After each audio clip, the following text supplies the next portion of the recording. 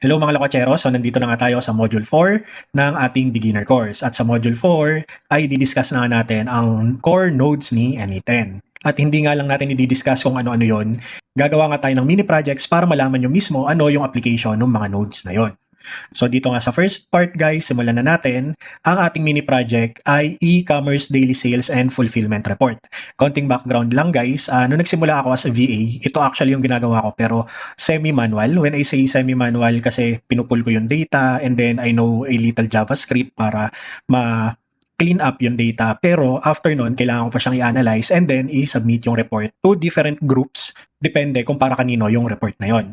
So, dito nga sa project na to, ay magkakaroon tayo ng understanding sa manual trigger, sa schedule trigger, sa node gaya ng if, switch, set, aggregate, merge, and summarize. And then of course, gagamit tayo ng AI agent para doon sa pag-generate natin ng message or replies. So ngayon, showcase ko lang muna ano ba yung ginagawa ng workflow na to. So once in-execute ko yung workflow na to guys, ang gagawin niya ay kukunin niya yung data dito sa ating mock data, which is i-share ko sa inyo. And guys, this mock data is somewhat near to reality ng Amazon Seller Central. So yung mga VA dyan na ang niche nyo ay nasa Amazon e-commerce, na familiar kayo sa Amazon Seller Central, malamang familiar kayo sa mga data na to. So guys, dito may iba't ibang report na kailangang i-pull. So una, kung makikita natin ulit yung ating process dito, una, ipupull niya yung Amazon report. Pangalawa, ipupull niya yung Shopify report kasi minsan nagsha-Shopify din actually yung mga nag-e-commerce from US. And then of course, yung mga Shopify na yon usually ang nagfo-fulfill nun is yung kanya-kanyang warehouse, hindi si Amazon. Kaya meron tayo dito na email para sa warehouse team na magfo-fulfill at may email din tayo ng executive summary para sa ating stakeholders. So iyon yung summary ng workflow. So kung makikita nyo nga, pag nag-complete na yung workflow na to at chinek natin yung email natin, so ito tayo sa email natin guys, may dalawang email yan. Merong fulfillment para ibibigay niya sa warehouse team kung ano yung kailangang i-fulfill na orders na hindi pa na-ship. So pag clinic natin yan, ipapakita niya ano ng orders yung hindi pa na-ship. And then, yung pangalawang email nga natin ay magbibigay na siya ng executive summary report tungkol sa kung ano yung data natin. So kung makikita nyo dyan, nandyan yung report for Amazon sales and then nandyan din yung executive summary for Shopify sales. And then, once na i-click nyo to, pupunta na siya sa dashboard. And since na-populate na yung data, makikita nyo may chart na ng ano yung bestseller product. And sa Shopify, makita nyo na dalawa lang yung sales niya. So, hindi kasama sa part na to guys, yung paggawa ng simple dashboard. Actually, hindi ganito yung dashboard na pre-present namin kasi to super simplified lang para lang may magamit tayo dito sa tutorial. Mas complicated dito yung pre-present namin, even naka Google Sheets pa kami nung panahon ngayon, which is ngayon naka Looker Studio na kasi kami. So, different topic na yon.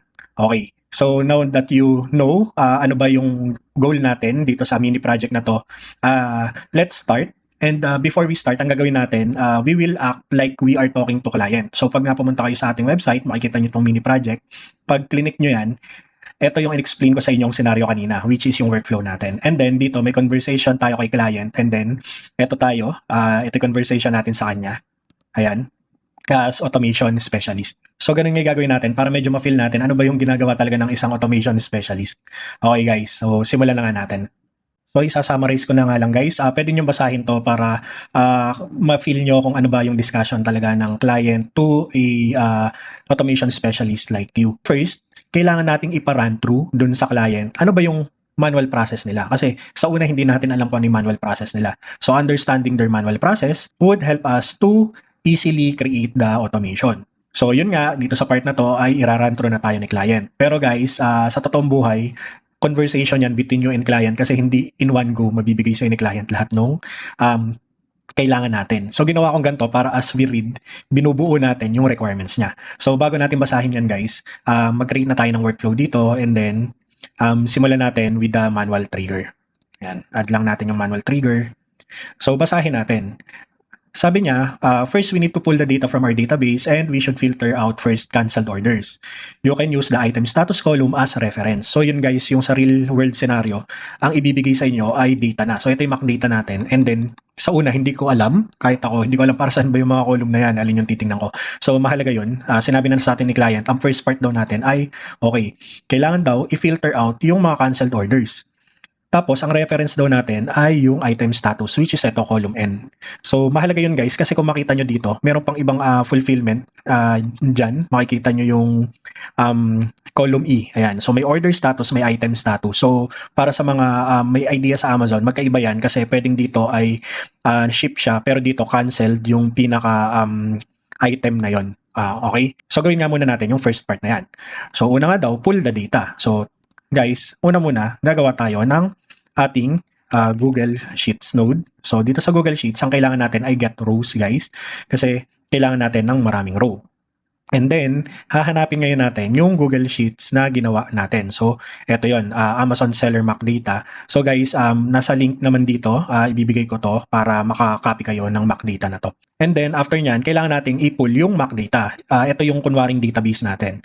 Okay? So, yan yung first part. Kaso guys, may tip lang ako sa inyo kasi kung titingnan nyo tong Mac Data guys, tapos titingnan ko yung pinakadulo, 19,296 rows yan. Pwedeng maghang yung N8N nyo o bumagal. So ako, pag nag-explore ako ng data, hindi ko agad kinukuha yung buong data kasi ang bagal nung process. So what I will do guys here ay mag-a-add ako ng isa pang tab and then pangalanan lang natin siya ng chunks. Ayan. Kasi data chunks lang yung kukunin natin. So, depende sa data kung gano'ng karami yung kailangan nyo. Pero sa ngayon, ang kukunin lang natin ay 3,000 rows. Kasi kaya naman na ng N8N or ng laptop ko yung 3,000. Pero kung malakas yung laptop nyo guys, wala namang problema. Kunin nyo yung buong data na to, okay lang. Sa akin kasi, by experience, maghahang yan. So, ito, around 3,000. Kakopy ko yan. And then, dito tayo sa chunks. Pe-paste ko muna yan guys. So, ayan na. So, balik na tayo sa ating N8N. So, guys, dahil gumawa tayo ng bagong table, chunks, so, kunin natin yan, yung panibagong table na yan. And then, guys, side note lang, kasi yung tinuro ko sa inyo sa Module 3, gumamit tayo ng free tier ni Google Console. Tapos, kung maalala nyo, external lang yung napipili natin sa API na ginawa natin. Nag-expire siya within the span of 1 week. So, para ma-refresh natin yung token na yon, ang kailangan nyo lang gawin guys ay i-click tong edit and then mag-sign in lang ulit kayo. Hindi nyo na kailangang gawin yung ginawa natin noong nakaraan. Tapos piliin nyo lang yung account nyo uli and then continue lang uli and then continue lang uli. And then once successful, na-refresh na yung token natin para sure lang na gagana siya. So having said that, ang gagawin ko nga ay isa-save ko muna to and then i-run na natin yung workflow. So ayan nga, nakuha na natin yung 3,000 plus na data. Ang gagawin ko, ipipin ko na to para mabilis lang tayo guys. Kasi pag hindi ko siya pinin, maglo-load siya na maglo-load every time na mag-test tayo. Okay, so that's the first part. So kung babasahin natin further yung requirements, makikita natin dito na sabi niya, filter out first the cancel orders using nga yung item status column. After that, there will be two paths, sabi niya, for unshipped and shipped orders. So meaning guys, meron tayong tatlong condition dito. Filter out ang canceled orders, i-separate ang shipped at saka ang unshipped orders. So guys, dahil alam natin na may tatlong path, kailangan natin ngayon dito ay switch node. So explain ko lang na mabilis, ano ba yung switch node and ano ba yung if node. So lagay ko lang dito if node. Okay. So malalaman nyo guys ang gagamitin nyo kung alin, depende sa requirements. Kung makita nyo, yung if node, dalawa lang yung output niyan, true and false. While ang switch node, sa ngayon, isa yung output, pero as you add condition, parang niraroute nyo kung saan siya papunta, depende sa condition ng each rule. So ayan o, routing rules yung nakalagay. So pag bumalik ako, tatlo na yung output niya, di ba? So ganun yung pinagkaiba niya. Samantalang dito naman sa if node, kaya mo mag-multiple condition using and or. Okay? Kaso kahit dagdagan mo yan ng dagdagan ng condition, ang sagot lang niya is laging true or false. So ganun guys yung pinagkaiba niya. Since meron tayong tatlong condition na pwede nating pagsabahin na sa switch node na yung gamitin natin. So ang gagawin natin, first is sabi nga niya is magkakaroon ng route for ship status. So sabi doon, itong item status na column, ang reference. So unahin natin sa first path yung ship orders. Yun ulit yung kukunin ko guys kasi yun yung i-filter natin. Sa pangalawa, ang kukunin ko naman ay unshipped. Yan yung mga path natin. Ngayon, i-delete ko na tong pangatlo. Bakit? Kasi ignore lang naman natin yung canceled orders. So, ang gawin lang natin, hayaan natin ang ma-process lang nitong node na to ay yung ship and unshipped orders. And then, sinubukan natin execute yung node na yan. Makikita nyo guys, sinati na niya. Lahat ng ship which is 2,681 ay nasa first node, lahat naman ng unship ay nasa second node. So, para ma-double check nyo yan, makikita nyo dito yan, tapos hanapin nyo yung reference natin. So, item, ayan, output 0, which is ito. Ayan, lahat ship yan. Then pag tinignan nyo naman tong output 1, so makikita nyo puro unshipped yan. So, nagawa na natin yung 2 paths na kailangan natin. So, unahin na natin yung binigay niya. First is getting all unshipped orders that are merchant fulfilled. So, sabi dyan guys, merchant fulfilled. And then sabi dyan, use fulfillment channel column. So guys, minsan magde-data exploration kayo para malaman nyo kung bakit ganun yung sinasabi ng client. So, para may context lang, punta tayo dito. And then, tingnan natin yung sinasabi niya na fulfillment channel column, which is ito. Pag tinignan nyo kasi yan guys, merong Amazon fulfilled, merong merchant fulfilled. So, ang kailangan lang daw natin dito guys ay yung merchant fulfilled. So, having said that, kailangan ulit natin mag-filter. So, kung sa una nag-routing tayo, ngayon ay mag-filter tayo. So guys, pwede nyong gamitin yung if node na sinabi ko kanina kasi mag-true or false siya, di ba? Kung merchant fulfilled, pwedeng sa true. Kung hindi, sa false siya pupunta. Pero may isang node din na pwede tayong gamitin since isa lang naman yung condition. Ang gusto lang natin makuha ay merchant fulfilled. So para lang alam nyo na nag-exist yung node na to, ito yung gagamitin ko, filter. Yan. So sa filter node guys, para siyang if node pero walang true or false. Lahat lang ng true o yung makakapasa sa condition nyo, yung i-output niya. Yun. So gawin natin. Sabi doon, ang reference daw ay yung fulfillment channel, which is ito. Tapos, ang kailangan lang daw nating i-output ay lahat ng equal to merchant. Yan. So, ito pala guys yun. Nakalimutan ko mention kanina. Dito nyo pwedeng baguhin yung mga condition like exist, equal to, is not equal to. So, dyan yun. Nakadefault siya sa string, tapos is equal to. So, ayan guys. Important yun. Tandaan nyo yun. So, dahil meron na tayo nyan, pwede ko nang i-execute tong workflow natin dito. So, nakita nyo guys, from 19 output, so tingnan natin, dito nga, sa output 1, 19 output, meron kasing mga fulfillment channel is Amazon, merong mga merchant. So, ang ginawa ng ating filter, yung output niya guys ay puro merchant na lang kung makita nyo. So, makita nyo, dinisregard niya o discarded yung lahat ng Amazon fulfillment. So, iyon yung ating filter node. Okay, tuloy na natin. Ano ba sabi niya doon? And send the report to warehouse team. So, anong klaseng report? So, sabi doon, they need the purchase date, merchant order ID, product name, ASIN, address, and also put the status so they can change it to ship once they completed it. So, yun yung requirement. So, meaning, meron tayong paglalagyan ng report na yan with this column or data, yung mga purchase date. So, niready ko na guys, para hindi umabang sobra yung video natin. Kung pupunta kayo dito sa Warehouse Fulfillment tab, ito na yung sinabi ng client natin. Yan daw yung kailangan nating ma-fill up. Having said that guys, i-introduce ko na sa inyo si set node. So si set node, dito nyo pwedeng ma-modify or manipulate yung data. Ngayon guys, if i-fill up na natin siya based doon sa mga data na kailangan ni clients. So una nga, kailangan niya ng purchase date. So dito guys, i-drag and drop lang natin purchase date. Kaso pag nilakihan ko siya guys, makikita nyo, ito yung i-output niya. Ang kailangan natin ay yung date lang mismo. So i-click clean up natin siya. Iyan ang isa sa purpose ni set node guys. So may konting JavaScript command lang dito, pwede nyo namang i-chat GPT, pero with these basic commands, tingin ko magagets nyo na to. So that to date time, so gagawin ko lang siyang date time kasi kung makita nyo dito guys sa purchase date, nakalagay sa kanya dito may letter AB, meaning siya ay isang text. Kung makita nyo yung iba, row number, nakita nyo yan, number sign, so siya ay isang number. Kaya kinonvert ko muna yung text to date time and then i-format na natin siya. That format. And then ang default format niya na ito na, year, month, date. So okay na yan guys. Tapos next daw ang kailangan ay same merchant order ID. So dalawa yung order ID dyan guys, kailangan huwag kayong malito kung ano yung requirement. And then after that, kailangan nga rin daw ng ating product name. And then after that, yung ASIN. And then ito na guys, yung address. Yung address nga is magkakahiwalay. Yung city, state, postal code, country. So dito natin i-manipulate yung data para maging magkakasama sila. Mag-a-add lang tayo ng field dito and then pangalanan na lang natin siyang address. And then, unahin na natin yung ship city. So, lakihan lang natin to guys, para mas madali. Ang gagawin lang natin dyan guys, ay mag-add lang tayo ng comma, and then, i-add natin yung iba, gaya ng ship state naman. Yan. Tapos, add lang ulit tayo ng comma, and then, ship country naman, and then, lastly, Dutch naman, and then, ship postal code naman. So, kung makita nyo dito sa right side guys, okay na yung address natin, pwede na tayong bumalik. And then, lastly, is yung item status nga ay kailangan din ni client. So, ayan na. Pwede na nating i-run yung workflow natin guys and then check natin kung ano yung ginawa ng set node natin. So, let me run you through. Kung pupunta tayo sa pass node natin guys, eto, gantong karaming column yung nakalagay dyan, hindi naman lahat kailangan ni clients. Ang ginawa natin sa set node or edit fields node ay clean up natin siya. So, natira na lang is yung mga kailangan talaga ni client. Okay? Having said that, pwede na natin gawin yung kasunod na step, which is ipopopulate na natin to para ma-email na natin sa warehouse team.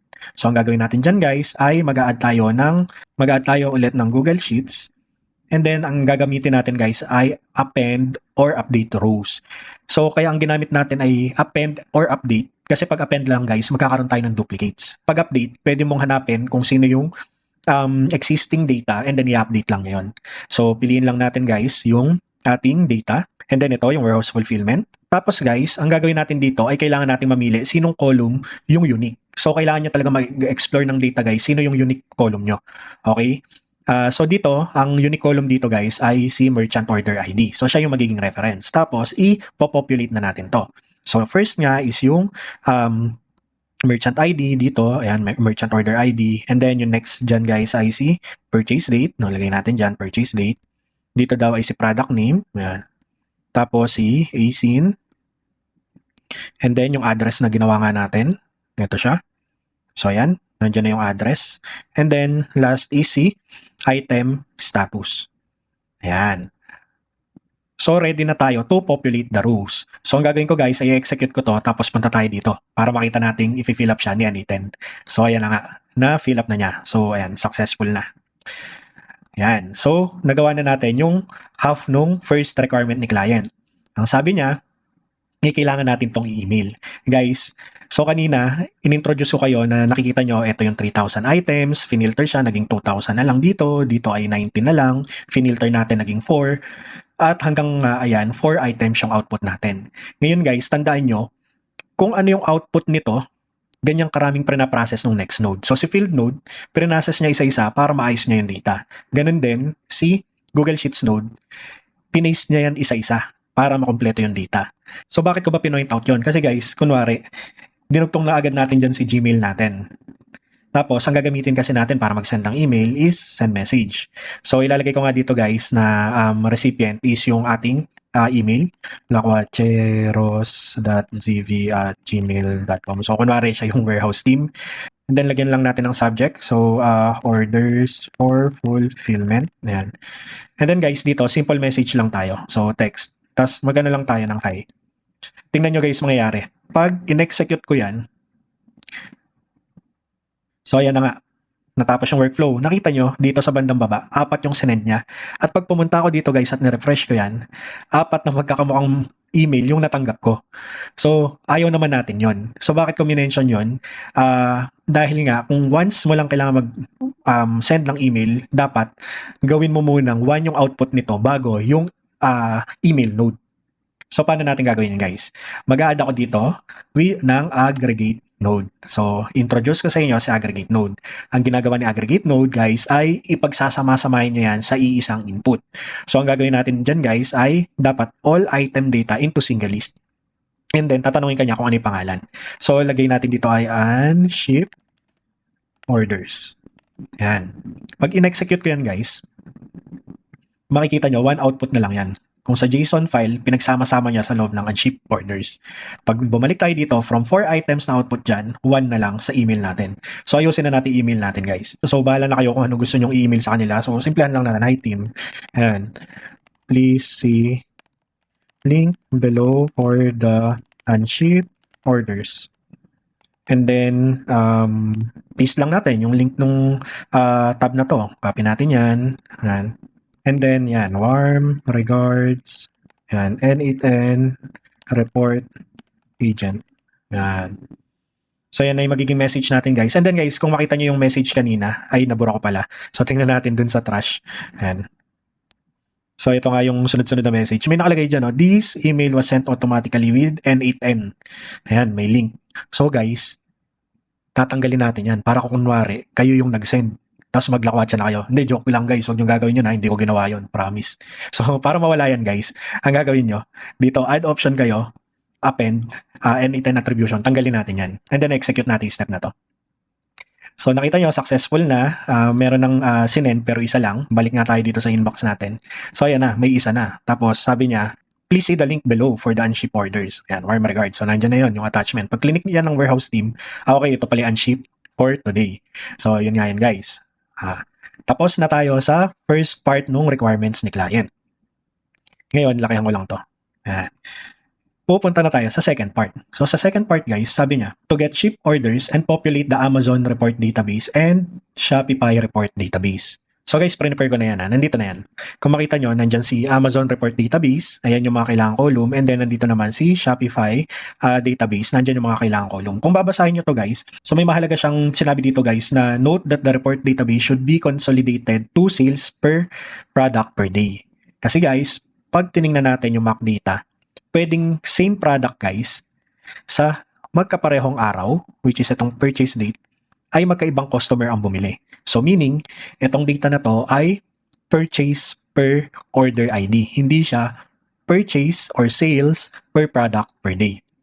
So meaning, gagamit na naman tayo ng ibang node para i-summarize yan, which I will show you later.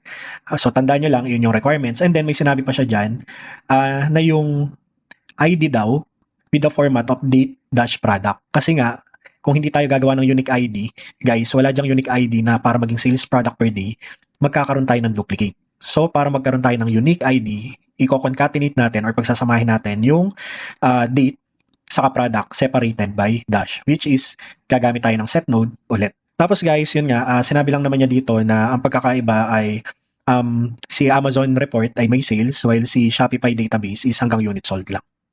So, gawin na nga natin yung part na to na sinabi niya. So, alam na nga natin guys na dito lahat ay ship orders.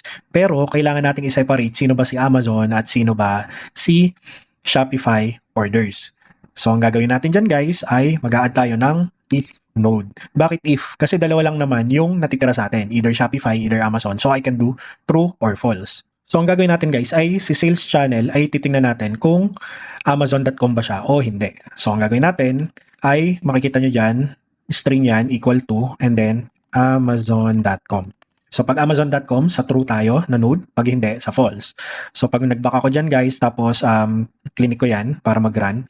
So, ayan, sineparate na niya guys, kung lalakihan ko to, at kiklik natin yan. So, sa true branch, makikita nyo na yung channel dito, yung sales channel dito ay Amazon.com, sa kabila naman ay non-Amazon. So, na-separate na natin yung channel. And then, gagawin na natin yung each report nila. So, gaya kanina guys, gawa lang ulit tayo ng set node dito guys. And then, gagawin na nga natin yung unique ID muna natin. So, add lang tayo dito, lagay natin dyan ID. And then, sabi nga doon is purchase date. Yan. Tapos, lagay ko lang dyan ulit yung to date time natin and then format para ma-format na maayos. And then, dash yung product name daw. So, lagay natin dyan product, ayan yung ID natin. Tapos, lagay na natin yung iba pang kailangan na column. So, una, si purchase date daw. Lagay ko dyan. I-clean up ko lang ulit yung date, guys. So, date time, format. Ayan. So, ayan na siya. So, after nun, next column daw is yung product name. And then, sunod daw, kailangan din yung ASIN. And then, kailangan din daw yung quantity ng order. Ayan. Scroll down lang tayo. And then, lastly, yung sales. Ito yung sales, guys, yung item price. Ayan. So, i-execute setup nga natin to. And then, tingnan natin in table format, guys, yung output niya. So, dito, makita nyo, guys, yung output niya is hindi pa rin sales per product per day. Kung makita nyo, gaya nito, same product, same date, ibig sabihin, may dalawang bumili. Magkaiba silang bili, yung isa lang, yung isa dalawa yung binili nung product na yon. Pero gaya nga ng requirements, kailangan sales per product per day siya. Kaya, i-introduce ko sa inyo ngayon, guys, si Summarize Node. So, si Summarize Node, guys, siya yung pwede nyong gamitin to count, to get the mean, the max, the sum. So, iyan yung mag-a-aggregate based sa need natin. So, ngayon, alam nga natin, ang kailangan natin ay isum yung quantity, and then kailangan rin natin isum yung ating item price or yung sales. And then the rest ng field, guys, dito nyo ilalagay, guys, yung mga hindi naman kailangan ng operations like sum, min, max. So, having said that, lagay na natin dito si ID, si purchase date, si product name, at saka si ASIN. And then execute na natin siya. Once executed, guys, balik tayo sa table format natin. Kung makikita nyo, napunta lang sa left side yung dalawang sinum natin. Pero kung makita nyo, eto na siya. Sa isang date, isang product lang, and then kinuha na niya kung ilan talaga yung order na yon. Kaya naman, kung mag-zoom tayo dyan sa part na yan, guys, ayan, yan, kung makita nyo, from 2,679, 162 na lang to. Hindi niya finilter out, guys. Minerge lang niya yung magkakamuka na maging unique sa level ng date per product. Okay? So, since na-summarize na natin siya, guys, pwede na tayo mag-proceed doon sa next, which is ipopopulate daw natin si database for report. So ito yun guys, inuna natin si Amazon. So ito yun. So same lang ng ginawa natin kanina para mapopulate yung unship orders. Mag-a-add lang ulit tayo dyan guys ng ating Google Sheets node. And then gaya kanina, append rows. And then pipiliin lang ulit natin yung Google Sheets na yon. Pipiliin natin kung sino yung tamang tab. And then gaya nga ng sabi ko, ilalagay na nyo dyan lahat nung column doon and then pipili tayo. So gumawa tayo ng unique ID natin guys kung maalala nyo. So click natin yan ID. And then dito, populate lang natin siya. So ito, ID. And then sabi dyan, purchase date daw yung kasunod. And then sabi dyan, product name. And then yung AC naman daw. And then yung unit sold which is yung sum ng quantity natin. And then yung sales which is yung sum ng ating item price. So once na na-populate natin yan guys, ay pwede na natin siyang execute. Back ko lang dito guys and then execute ko yung part na to. Once na in-execute ko yan guys, punta tayo dito para makita natin. Ayan. So pinopulate na niya yung part na to. Guys, may nasabi nga pala dyan si client para lang makita nyo. Automatic na daw magre-reflect yung graphs once na na-populate. So tingnan nga natin. So sa report dashboard, ayan nga, may graph na tayo nung chunk nung data natin. Hindi pa yung kabuuan. Okay? So after that, gawin na rin natin yung sa second node guys kasi magkamukha lang naman sila. Ang kakaiba lang dito ay siya nga yung Shopify report. So ito yon.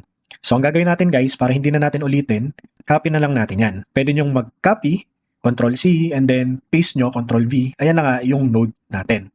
So ayusin ko lang ng konti para hindi nakakalito. Ayan.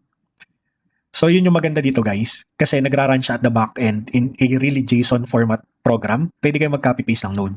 Tapos i-clean up na lang natin to kasi kung maalala nyo guys, hindi natin kailangan dito si sales. So tanggalin ko na tong item price and then sa summarize, tatanggalin lang rin natin itong si item price dahil hindi natin siya kailangan. And then dito naman guys, tatanggalin ko rin yung sales and then ipo-point ko sa tamang database. Yan.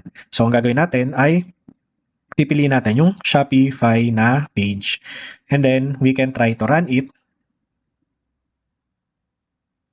Once nag-successful yan guys, pwede na nga natin tingnan sa ating Google Sheets and makikita natin na populate na niya yung part ng Shopify database. Okay. Halos tapos na tayo guys. Ang gawin lang natin, i-clean up ko lang siya para mag-ayos tingnan yung mga nodes. Eto guys, pag clinic nyo to, ita-tidy up niyan. Siya bahala mag-ayos. Ayan. So, medyo mas magandang tingnan, di ba? Ngayon guys, merong next part pa. So after ma-populate guys, ang sabi dyan, kailangan dyan, ayan, we need an executive summary that will give us quick update and some actionable insights if any. Ayan, please send it to stakeholders. Ngayon guys, kung ikaw ay mag-a-analyze ng data, kailangan mong basahin lahat ng data na yan para malaman mo kung ano yung executive summary at ano ba yung action na kailangan gawin.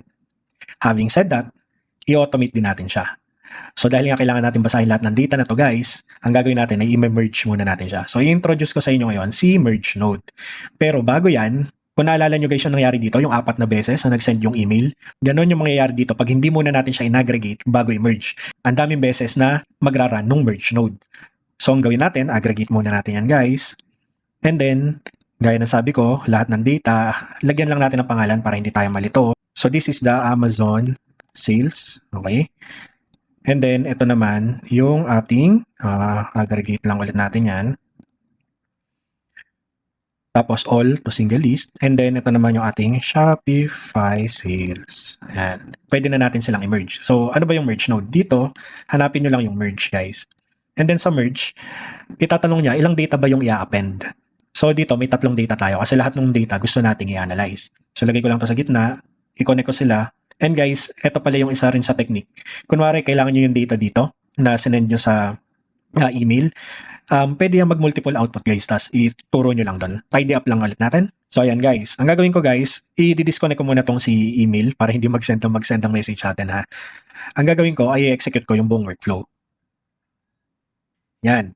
Nung in-execute natin yung buong workflow guys at nag-zoom ako dyan, makikita nyo 3 items na lang yung ilalabas niya. Bakit? Kasi minerge niya yung ating Amazon data, Shopify data, at saka aggregate data. Ngayon, papa-analyze na natin siya sa AI. At ayaw natin na 3 beses mag-analyze sa AI, so napaka-useful talaga ng ating aggregate node. So kung mapapansin nyo guys, lagi akong nag-a-aggregate ng data kasi iyan yung way para maging no-code yung design natin, gumamit ng node.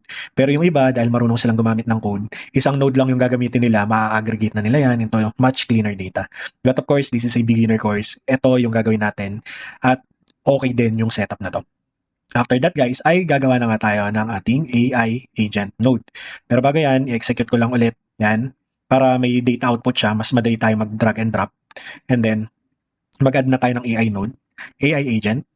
And then guys, lagyan muna natin siya ng chat model bago natin ayusin yung prompt. So, tinuro ko nga sa inyo kung paano mag-connect kay Gemini. Gamitin natin si Gemini. At ang gamitin natin dito ay yung latest niya, si Gemini-2.5. Hanapin natin yung Pro. Ayan. Ayan, dito tayo sa Pro. Tapos guys, lagyan din natin siya ng tool. Ang tool na gagamitin natin sa kanya ay si Think tool. So ito guys, ano lang to, ginagamit lang to ng AI agent if ever nag-a-analyze siya ng data. So I recommend i-add nyo lang yan. Wala namang kayong i-configure na dyan. And then after that guys, ang gagawin natin ay lagawa na tayo ng prompt niya. Ngayon, ang gawin natin dito ay define below. So sa user prompt guys, dyan nyo ibibigay yung data sa kanya. So prepare ko nga yung prompt guys para hindi ko na i-type at mainip kayo sa video na to. So lakihan ko lang siya. So gaya nga nasabi ko, dito nyo ilalagay yung data. So ito yung sinabi ko sa kanya, please create an executive summary for the data below.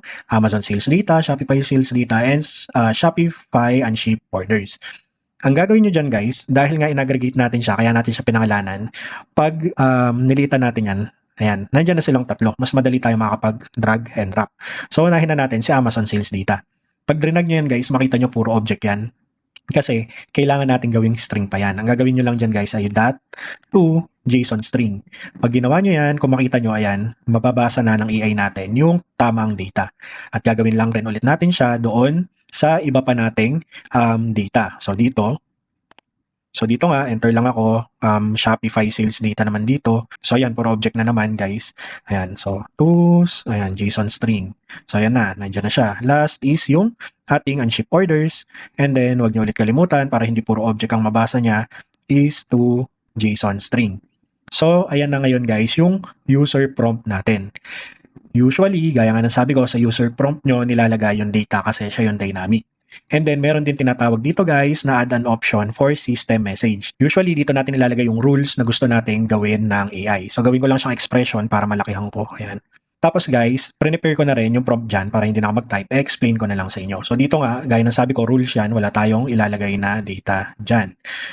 Basahin ko lang sa inyo. Sinabi ko sa kanya na you are a helpful data analyst. Using the Amazon sales and Shopify sales data provided by the user, yung binigay natin kanina, kailangan niya mag-create ng executive summary. Sinabi ko sa kanya na make it concise, mga 3 to 5 bullet points lang per marketplace, meaning mga 3 to 5 bullet points lang kay Shopify at saka kay Amazon. And then, focus only on most important trend changes or anomalies. So para yun lang yung titingnan niya at hindi siya malito ano ba yung sasabihin niya sa executive summary. So sabi ko rin dyan na keep the tone professional and direct at suitable siya sa stakeholders na magbabasa ng email. Yan. So do not include explanation of how you get the data kasi minsan guys sumasagot yung AI natin. Parang based on your question or based on your request, here are the, so something na naglalagay siya ng ganon. So gusto natin mag-act siya na parang magre-report na agad siya sa stakeholders. Kaya sinabi natin dyan, don't include explanation of how you get the data, output only the summary, no extra comments, no introduction, no conclusion. So, something kasi na binabawalan natin siya. So, I know guys, nakagamit kayo lahat ng ChatGPT, di ba? Lagi siya may intro, parang inuulit pa niya yung tanong mo. So, ayaw natin mangyari yon sa email natin. So, having said that, kompleto na yung prompt natin. Ang gagawin ko guys, ay iraran ko muna yung buong workflow bago natin i-add yung email sa dulo para drag and drop na lang rin tayo dito sa huli. So, ayan, execute ko lang. So, ayan na nga, natapos na yung workflow natin. Tingnan ngayon natin kung ano yung binigay sa ating executive summary. Para madali natin makita, dito tayo kay Gemini. And then guys, ilitan ko lang to. So, ayan guys, so sinabi niya, total sales for the first week of January exceeds $51,000 with over 2,000 units sold.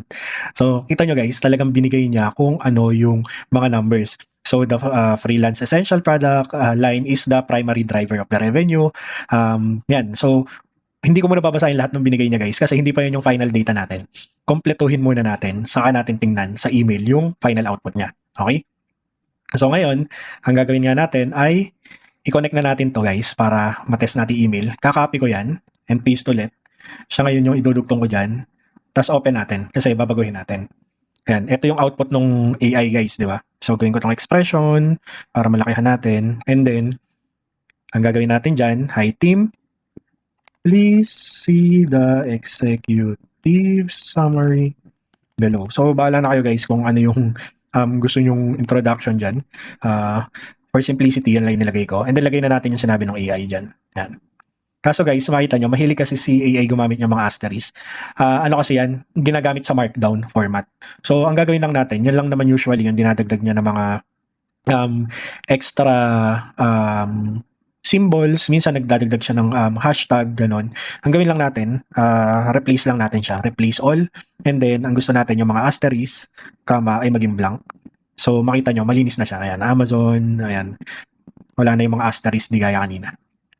Okay, ready na ngayon yung ating workflow. Gaya kanina, itatidy up ko lang para mas magandang tingnan. So, ayan na yung ating buong workflow, guys. Ayan. So, bago ko i-run, para isang run na lang at makita na natin yung buong data, guys, tandaan nyo, pinin natin to kanina, tanggalin natin yung pagkakapin, drag nyo lang and then hit P, at tandaan nyo rin, ang ginamit pa natin dito kanina ay yung chunk data. Pero ang gusto natin ngayon, i-run na niya yung buong data, which is yung mock data natin. So, napalitan na natin sa tamang data, and then unpin na rin natin, save ko lang muna, and then iraran ko na yung workflow, balik ako pag natapos na siyang mag-run totally. So, ayan na nga, tapos na yung workflow natin. Ngayon, tingnan na natin kung na-receive natin yung email. So, ayan na nga. Unahin na natin ulit yung orders and fulfillment. Kung makita natin, ayan na nga yung para sa ating fulfillment team. And then, sa atin namang daily sales report, pag nilakihan natin yan guys, so gaya ng sabi ko, minsan ang ina-add niya ay yung hashtag, pero okay na rin yan. Basahin natin yung insight ng ating AI. So ito nga daw yung executive summary. Top line performance. The marketplace generated the total sales of 261,353 from 8,930 units sold, demonstrating strong and consistent revenue flow through the period. Okay, category dominance. So, sabi niya, freelance essentials product line is the primary revenue driver, accounting for approximately 74% of total sales. So guys, nakita nyo, hindi na natin kailangan gumawa ng calculation. Siya na yung bahalang magbigay ng exact numbers.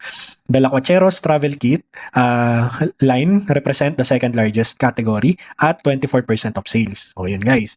Key products, ayan. Freelance Essentials 01 and Freelancer Essentials 04. Ayan.